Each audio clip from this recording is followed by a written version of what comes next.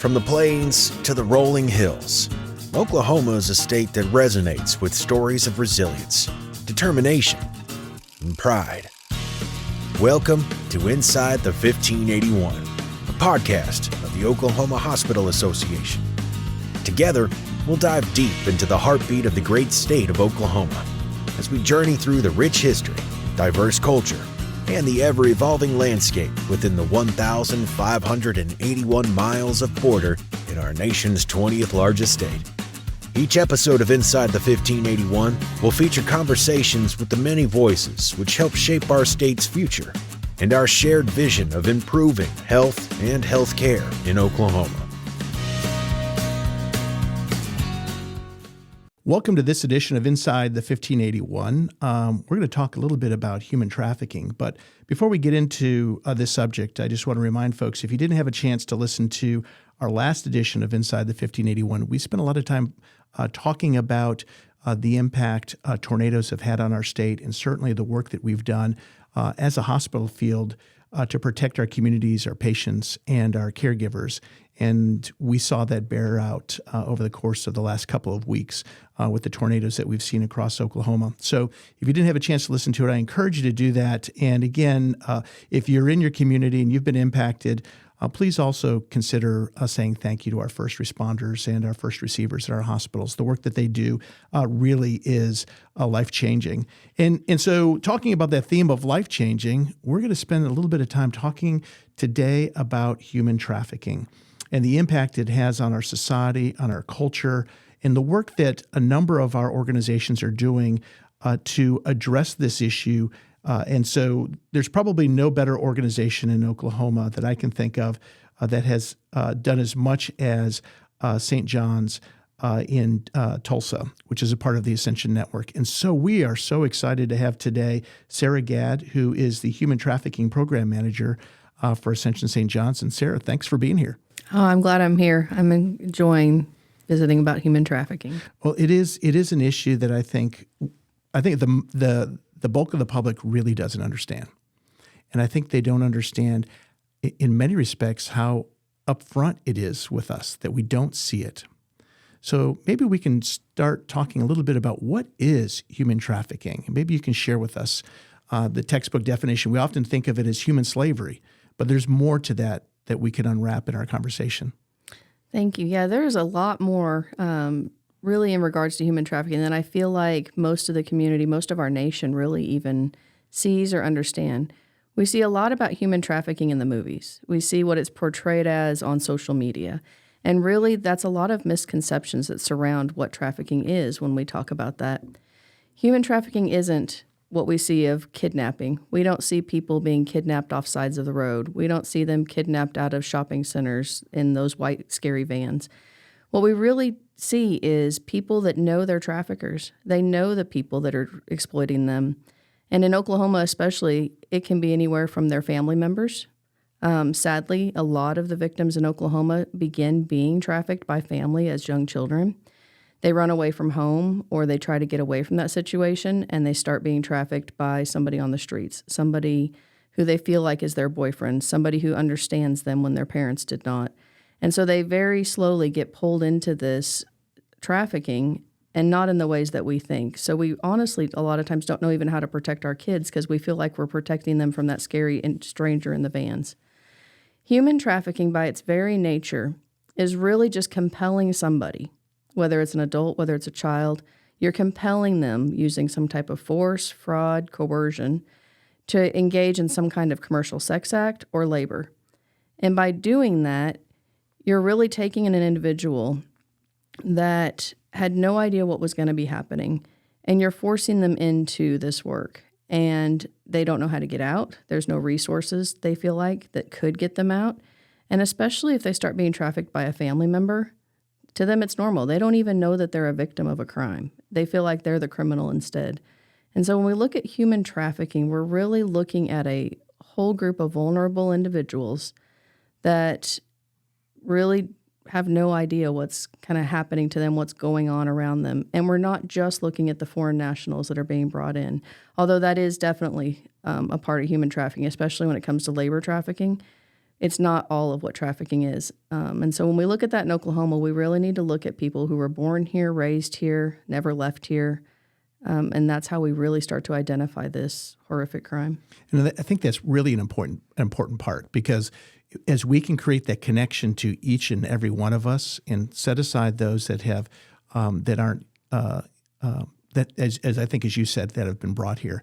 We just talk about the neighbors, the kids in our street, the particularly the women in our community that might be trafficked. I think that does help us better understand and want to engage in this. So let's separate a couple issues here. We have one that you mentioned, which is sexual trafficking, and then we have another that is talking about for labor. And you also mentioned, too, that we find family members are engaging in this. Explain perhaps both of those two different approaches or two different groups that are trafficked, and then where is this family member playing a role in that? So let's start with separating the two. All right. So when we look at sex trafficking, I'm going to start there because I know that's a lot of that's what we we often identify. hear about, right? And that is, it's one of the things that we really start on. If you have limited resources and we're talking about trafficking, it's a lot easier to honestly identify those that are being trafficked for sex than we do for labor. And so when we look at that, we're looking anywhere from, for some examples, you're looking at that family member who, they've hit hard times. Their landlord says, we're going to kick you out if you don't pay your rent. And they come to a deal where they exchange their child with that landlord for some time with that landlord, and he lets them stay there for free. And so we're really looking at that. We're looking Can that be not only the child, but could it be a spouse, or it could be anybody that's vulnerable or is placed in a situation in which they are being treated in the manner that we described in the beginning? Absolutely, it could be. We also we talk about trafficking and you feel like it's strangers, but we're talking about the husband who tells his wife, baby's hungry, we have no formula, you're going to go out and make us $1,000 tonight and post some ads, go out, bring home $1,000, then I'll let you go buy formula. And any mom is going to do that. They're not going to just sit at home and let their baby cry because they're hungry or need diapers. They're going to go do what their husband or boyfriend or whoever said to do. You've got the people whose family members who are addicted to drugs. And so it's, I'll exchange my child or spouse or girlfriend in exchange for drugs. So it doesn't have to be money. We're not necessarily exchanging money. We're exchanging something of value. And so when we look at that, when we look at sex trafficking as a whole, if you're homeless, someone offers to let you come stay at their house for free. Only when you get there, it's not free any longer. They're telling you, we gave you all this food, we gave you all these things, now you're going to do this for us. You're going to go out and make us all this money. And if you don't do that, we're going to go find one of your siblings at home and have them come work it off for you. We're going to beat you. We're going to starve you. We're going to send you back into a worse situation. And so people get trapped and they don't have any way out.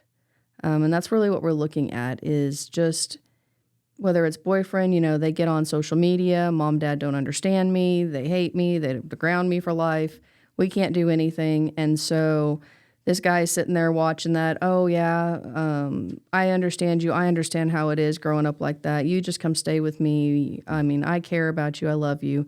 And next thing you know, they're running away from home and they're trapped in this person's apartment or this house. And they think they love them. They think they're really caring for them.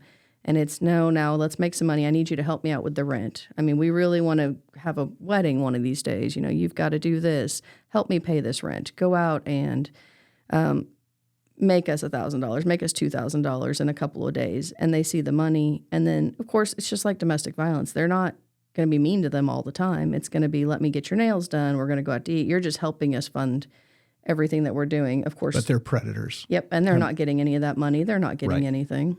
Well, it was interesting that you said a couple of the comments that you made in terms of, the residential sex. I was just looking here on the hotline that the state has for the human trafficking hotline, and the venues for sex trafficking, hotel-based, we think about that, right? Mm-hmm. And that was number one reported. Residence, commercial sex, we see that, or pornography. So it would seem to me that those same predators are forcing those that they're enslaving in performing acts for which they are probably selling, making money off of. And again, the individual who is being abused in this situation sees none of that other than this is their only pathway to survival. Absolutely. We see that a lot of times. They're taking videos, they're taking photos, they're making money in different ways from that individual. And they don't even half the time realize that the photos have been made or taken and shared out online. And even when they do, a lot of those photos are used as a way to keep them there. Because right, shaming them. If you don't, don't, I'm going to show everyone what you've done. I'm going to send it to your pastor. I'm going to send Right. it to your parents. I'm going to put it out on all over the school so that, you can't get away from this. And when we look at it, we often think, or we used to think, that, victims should just have another choice. But if you start being trafficked at 12 or 13 by mom or That's dad, all you know. it is. And you drop out of school, you have mental health, they've addicted you to some kind of drug so they can keep control of you. You turn 18 and you don't just magically become a prostitute. Like, you don't just magically go from a victim of trafficking while you're 17 to, being 18 and now it's your choice. You still don't have the resources. You're addicted to substances. You have mental health problems. There's medical problems. Like, you can't just magically say, oh, I didn't like this anymore. I mean, it's all you've had and it's all you've known. And so we really have to look at that and look at the ways that people are being exploited and how that really affects them long term. Absolutely. So we can see that easily for folks that are being trafficked in sex. But we have labor, and I think we see a lot of that. I know for a fact, having grown up in Florida, we had a lot of immigrant labor that came through our state. We see that around the country. We've seen it in headlines, example for folks, particularly in some processing plants throughout the country. So labor exploitation is one of the other textbooks examples of trafficking. Explain a little bit more about that. So labor trafficking is a lot harder to identify sometimes, I think. And it's really something that we're just looking at more of in the United States. And so when we think about that, everyone automatically throws out the marijuana grows. Like, that's the thing you hear the most about, even on the news right now, right? And yes, I do believe there's a lot of human trafficking for labor in those. I mean, you bring people in, they're working, they think they're having a better life than what they had at in their home countries. And then they find out they're really not. They're living in boxes. They're not being fed well. It's just a horrible situation. But we also talk about, and you see it on the news, massage parlors, where women and men both are being pulled into that and brought in for that. What we don't talk a lot about are the other places like restaurants or construction or, we had some people ask us how it could happen in some of these more influential communities. And we talked about, how do you get the people that are cleaning your house? Who's doing your yard work? Who's in construction? Are they being paid? Are they being paid at all? Are they being paid what they're worth? Are they being forced to work 15, 20 hours a day with very little compensation, very little food, very little anything? And are they even in a safe place? Are we getting people into the hospitals that have injuries that never should have happened on a job? And what does that look like because of the work that they're doing? And are people withholding their documents to force them to keep working? And when I say documents, I don't just mean like immigration documents. We have victims all the time that parents or spouses are withholding their driver's license, their ID. They're keeping it so that they can't, go out and get a different job. They can't leave their family members. They can't do any of these things. And so that's really how they get stuck and they have to stay. They don't even have access to those documents to do that. Well, it is a story we're going to continue to talk about when we come back from our break. I just want to leave before we leave for our break. I looked at the statistics since the inception of the hotline here in Oklahoma. 3,153 signals were reported. We'll talk a little bit about what signals are and about those cases, and then what St. John's is doing in Tulsa that is leading the conversation across our country. When we come back to Inside the 1581 after a message from our folks at PYA. No two hospitals are alike. PYA's Overwatch lets you choose the exact level of support you need without paying for the services you don't. From compliance, IT, revenue, audit, and real estate, your Overwatch is built for you. Learn more at pyapc.com. Welcome back to Inside the 1581. I'm here with Sarah Gadd, who is the Human Trafficking Program Manager for Ascension St. John. And we've been talking about human trafficking. We've talked a little bit about the difference between sexual trafficking and what happens in that space, and certainly labor. But Sarah, we didn't talk a little bit about the difference between adults and children being trafficked. Why don't we spend just a moment on that, and then we'll talk about the great work that you guys are doing. All right, thanks. Yeah, there's definitely a difference, at least on the sex trafficking side, between adults and minors. And so when we talked about that definition earlier, what I didn't really distinguish between is If you're under the age of 18, you are considered a human trafficking victim if there's anything commercial in nature. You can't consent to something that is commercial in any form. And so while for adults, when it comes to proving the force, fraud, or coercion, there has to be that element there. When you're under 18, you don't. If there's something commercial and that child is being exploited, then it is considered trafficking for sex. For labor, you still need those elements, but not for sex. So you guys have spent a lot of time in this. It's really part of the ministry of Ascension St. John. And we know how important it is for us to be able to educate the public, certainly our caregivers, putting out the messages for public consumption. We know that reporting, trafficking, those tips are so important. And I go back to the database that the state has, and by and far, the largest number of reports back to the hotline are folks who are reporting a trafficking tip that ultimately allows us to identify the predators and to remove that person from from society, essentially, and rescuing the people who have been trafficked.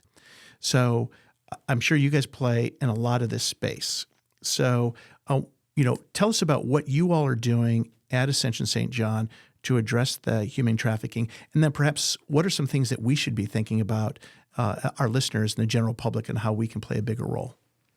I'm glad you asked. Ascension nationally has really been a leader when it comes to human trafficking work.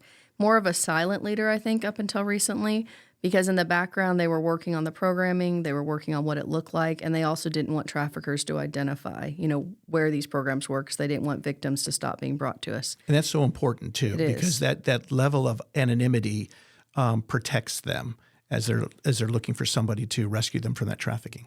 It has. And so, I've done this work for over, 10, 12 years now. I started off doing this work at the sheriff's office, where we were talking about educating first responders. We were talking about the shift in what trafficking really is. We were talking about the laws changing in Oklahoma. During that time, we also had a community task force, and Ascension at that same exact time had purchased St. John. When they came in, one of their big initiatives and one of the big things they really wanted us to focus on was, what is a response to human trafficking? We know that victims come into contact with medical care. We know that they're not identified very often. And we know that we're in a great place to not only separate someone from their trafficker, but to be able to have those conversations where they're in a safe spot, where they don't feel like they have to hide what's happening. When I did this for law enforcement, no victim's going to tell a police officer who's probably arrested them for similar or forced criminality from this. And so we knew healthcare was such an amazing place to identify people who are being victimized in this way. So Ascension said, come up with something. We need you to have a response to human trafficking. During that time, one of our sister hospitals in Wichita, Kansas, they had a nurse. No, she wasn't a nurse. She was a counselor, I think, and she was doing her master's program. And so in that, she created a response to trafficking. And it was working really well in their system. And so we decided to model that in Oklahoma and see if it also worked as a good response in Oklahoma. Our hospital administrators came to that task force meeting, which is where I met them, and said, help us create this response. We want to model what this other state did, but to do that, we need resources. We need to know who's in the community doing this work. Because if it's one thing to identify a victim, but how do you know what resources there are out there? Who do we send them to when we identify them? And that's really been a major thing in the state, is identifying the places where victims can get help, so that when they tell our doctors, when they tell our nurses, when radiologists come across them, they know who to call and who to identify. And so that's really where the program began a little over 5 years ago now.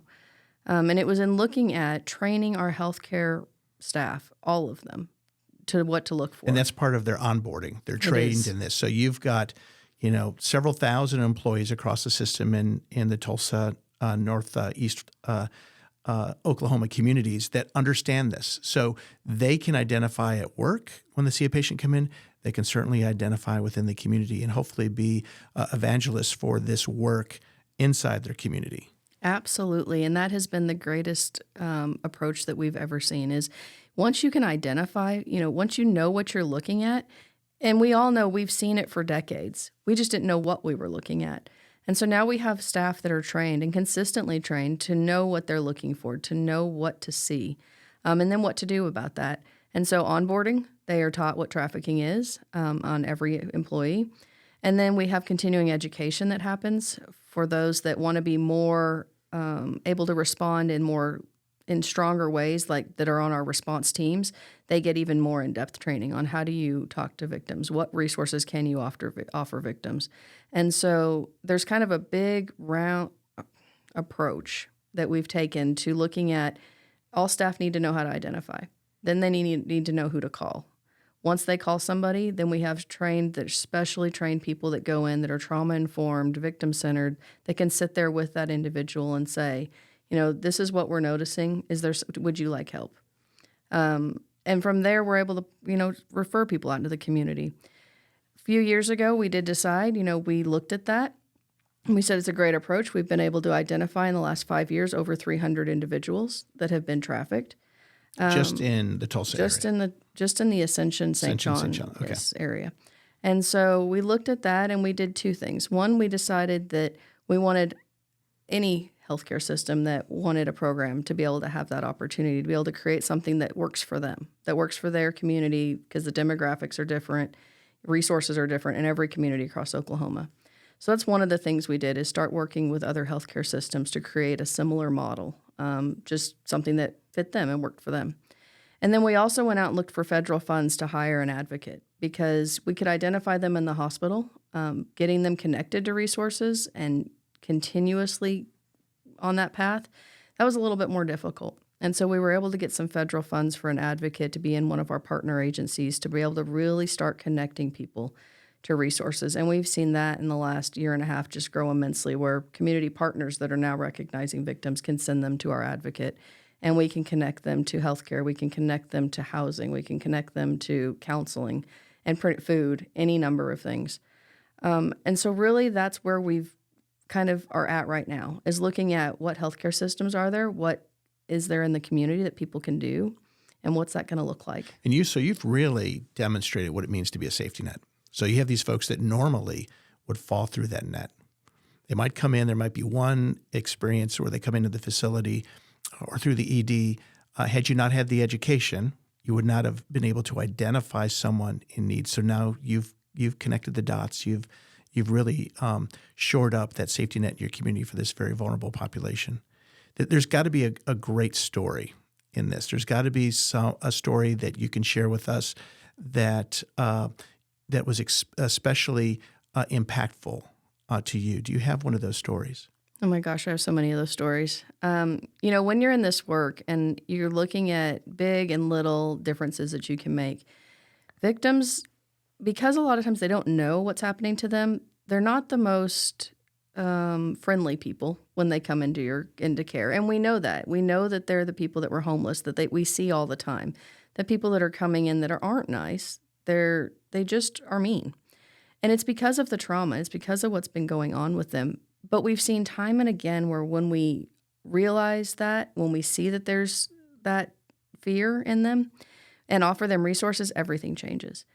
I can tell you of a kid who I am not playing when I say her whole purpose in being created and born, and this is from her family side, not from my view, because I know people are worth far more than this family thought this child was worth, but that was the whole purpose, was so that when she was big enough, she could be trafficked. He purposely would have his girls get pregnant at least once so that as the children grew up, he could traffic them.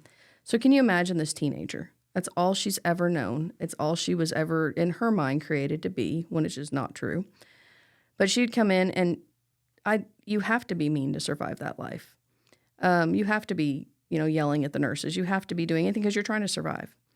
When the nurses saw that and they realized kind of what she had been going through, they were able to, work with her and talk with her, and their frustration, it just wasn't there because they understood. And I walked onto that floor one day just to check on things and check on that kiddo. And she was saying, "Can you please warm up my food?" Because she'd had to go for some tests or something and her food had gotten cold. And I'm not, it was an amazing thing to see a child who could actually feel comfortable saying even please, and to react in ways that, she'd never been able to do before. She was able to go to a treatment facility. She was able to completely get away from her family and really be able to become who she was meant to be. She was able to look at what does she want to be and not what everyone told her to be. And so we look at big stories like that. We look at the adults that go to safe shelter that would never thought they could have, the male victims who never thought no one would believe them because they're a guy, they shouldn't be trafficked because how they would feel. But be able to see them ask for help and go to resources down to the smallest things. Recently, we had someone who got their driver's license. I don't think anyone, even us, were just as excited that they got a permit and a driver's license, watching every step because they didn't think they'd ever get a driver's license. And so you've expressed examples of where compassion has overweighed the dehumanization, essentially, these folks have gone through. Absolutely. And I think that's a testament to how many of our hospitals are approaching this issue. But we may have some that haven't really weighed in yet on the issue of human trafficking. What would you share with a hospital leader there that might be listening in, or anyone in the general community? They may look at their organization and how whether they are a local restaurateur or they are someone who's running a local construction company, that they might be able to weigh in and be more enlightened, and their employees more enlightened or aware of what they can do. What would you say to them, and where would they reach out to potential resources? I truly believe whether it's an organization, a healthcare system, everybody really does care about this issue. They just didn't necessarily know what it was. They weren't sure what they were looking at. We see it in our staff all the time when they discover what human trafficking is. It's like, I've seen this my whole career. I've come across this, but I never knew that there were resources specific to victims of trafficking.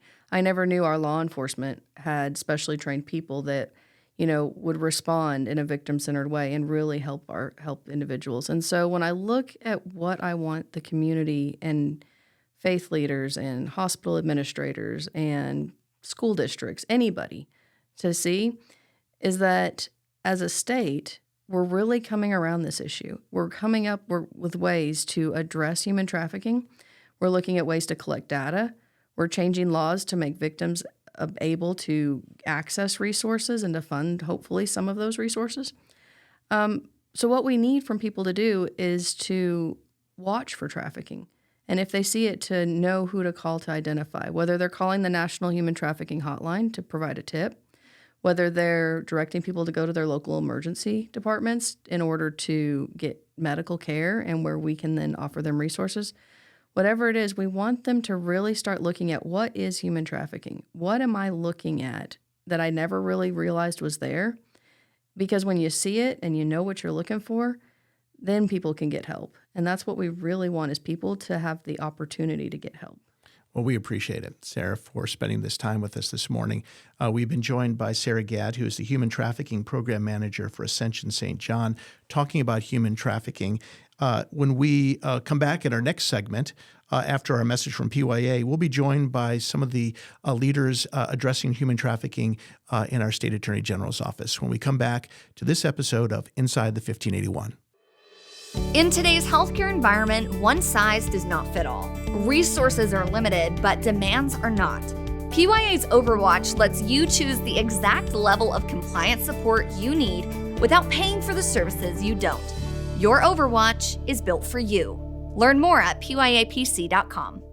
We're back here at Inside the 1581 as we're continuing our conversation about human trafficking. And I'm delighted to have as one of our guests today, Sarah Samples, who is the Victim Witness Coordinator at the Office of the Attorney General. And Sarah, thanks for being here and spending some time with us. So you all have a really important role to play. And we heard that from our earlier segment when we met with Sarah Gadd. This is the Sarah Day, I guess, here, right? and we learned about what Ascension St. John is doing, and they made it very clear that the Attorney General has a very important role in this, and wanted me specifically to talk to you about the job that you do within your section at the AG's office, and in talking about House Bill 4210. But maybe we start with what you do in supporting this effort to reduce and eliminate human trafficking in Oklahoma. Absolutely. So I work in the Victim Advocacy Services Unit. We have a couple advocates in my unit, and then the rest is all resources and services for agencies, trainings. We train law enforcement. The advocates, we have a criminal appeals advocate. She does the death penalty cases. Okay. And then myself is basically kind of a court advocate. So I'm the one with the prosecutors going in and working, jury trials, prelims. And so that can be anything. It could be human trafficking. It can be murder, embezzlement. I work with Medicaid or consumer protection. So it's kind of a variety. And But in your part, as it relates to human trafficking, you are kind of the advocate right there in the field in that courtroom. Yes, Okay. for those types of cases, correct. So tell us about the response unit. Okay, so our first focus is getting a database together, and that's a human trafficking database that will collectively collect information about offenders, types of techniques, victims, but the information, the personal identification information, will be limited and scrambled, and different agencies will have different access to that. And our database is currently in the design phase, Okay. and we're working on that. There's an amazing guy, a database over there that works. His name's Jared, and so that's going to be amazing. And that's kind of the first focus of the unit. And then we are looking at training, developing training for across the state. And I would assume that training would be for any field. So if there's healthcare opportunities Yes. or folks in manufacturing and Yes. agriculture. Yes, we want to get with the schools. We want to, get in the hospitals, law enforcement.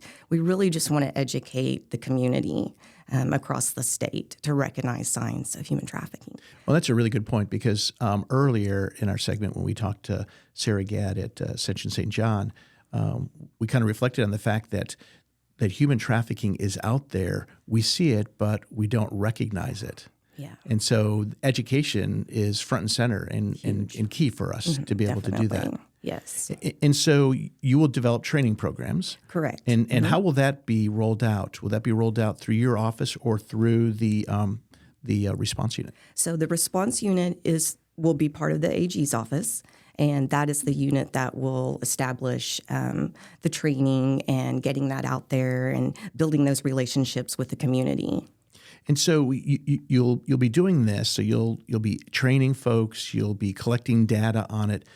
But then we have those that receive direct care if they've been identified. And my understanding is that we have some human trafficking shelters. Tell us about the shelters, and if anyone who's listening, has the opportunity to refer, where would they, or how would they, the process they would use for that? So you can always go to our website. We do have a victim services page on there. Okay. And there is a huge resource on that page for not just human trafficking, for all crimes in the state.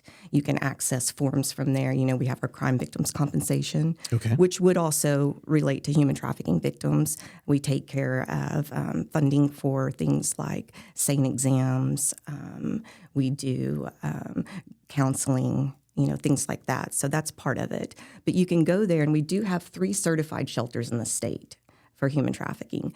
The one that I can speak of, which is local, which is the Dragonfly. Okay. And we did part of this, part of the law, the House bill, was to do the funding. And we did recently give funding to those 3 in the total of $750,000. So that is part of the House bill, is making sure that they have what they need. And so that funding is to support the 3 shelters that we have. Correct. They're certified, yes, through the AG's office. And in those shelters, I would assume those shelters are not publicly known of where their locations are, in order to protect those that might be seeking shelter, obviously. Right. I'm not sure if their shelter's offsite or if it's located because they do have an address on the website. Okay. But everything's confidential. You can go to that website. You can talk to someone directly, and they have an escape button, things like that. So it's all confidential. So, and when we talked to Sarah earlier, we talked about, there's this kind of 2 tracks of human trafficking. We have those that are involved in sexual trafficking and those in labor. Mm-hmm. What do you see as the areas that there's been most growth in either of those 2 areas of trafficking? Well, It seems that a lot of labor trafficking, we're seeing a lot more of that because of our illegal grows. Okay. And so they're finding a lot of that labor trafficking. You know, they're coming in from other places and using, Undocumented labor to do it. And the circumstances and where they're at are just awful. And I would assume that is an area outside of the trafficking too. Just that enforcement piece, connecting Correct. the dots, is something that the Attorney General's office is really leaning in on. Yes, we have an organized crime unit that is devoted to that. And that's interesting because we now use the term organized crime because I think we kind of alluded that in our earlier segments that there is this kind of almost a concerted effort to perpetuate this type of trafficking of people. Yes, it's almost all connected, yeah. And do you see in your experience, have you seen that most of the victims are children, women, adults? What do you see? Or is it really across the board? I'm going to say it's across the board. Okay. Yeah, definitely. I don't think there's any uniform, what someone will look like or age or anything like that. I really feel like it's just across the board. When you talk to organizations, and let's notwithstanding law enforcement organizations and things like that, what are the big questions they ask you? I mean, we're here having a conversation about it, but what do you hear from the rest of the folks across the state when they're showing interest in how to address human trafficking in their community? One of the big things I think is just recognizing it. Recognizing. Yes, and that's a huge part of what our response unit will be working with is just training and getting the word out there on what to look for, signs. We want to, work at funding victim services, those like I talked about that do direct services with the human trafficking victims. We'll have someone who's going to work on state agencies and policies and, lobby for the things and changes that we need. That'll be part of it. And then just getting the public service announcement out there really aggressively. We're hoping to start doing that this fall. And so we're really excited. This is a forefront right now. And General Yettner, he is just really passionate about our victims and working with this. So it's been great. It's been great to work there this year. I agree with you. We had a chance to spend some time with him yesterday, and it was evident that this issue and certainly a number of issues when it talks to crimes against any one of our citizens, it's a real passion for him to want to address that. Very big advocate, yes. So, in closing, if I think sometimes people might ask the question, maybe sometimes flippantly, why would I care? Why do I care? Why should we care about this? I can say for myself why I find why I should care. Right. But what would you tell the rest of the public why they should care about the impact that human trafficking is having on our state? Because it can affect them, maybe not directly, but their kids might have a friend, that they can recognize the signs. It may be someone, that they know at church. I mean, it will affect them, maybe not indirectly, but everyone out there needs to be involved and get aware. I agree with you. Sarah, thank you very much. Sarah Samples, the Victim Witness Coordinator at the Office of the Attorney General. As we wrap up this episode of Inside the 1581, I hope you enjoyed it. Before we go, I want to extend a huge thank you once again to our sponsors at PYA and Alex Taylor, who is our producer of this, and our executive producer, Susie Wallace, who makes the podcast happen. She's our Director of Communications here at the Oklahoma Hospital Association. Please make sure that you subscribe and follow and keep up to date with any of our future episodes. You can do it on Spotify or on Apple Podcast. And I also want to mention the music that we're using. Again, it's the track, which is Gunslinger by Ends of the Earth. We appreciate them providing the music for all of our editions of Inside the 1581. Until we meet again, we ask that everyone please continue to be vigilant as we work through the remainder of our tornado season. And again, thank you for joining us in this edition of Inside the 1581.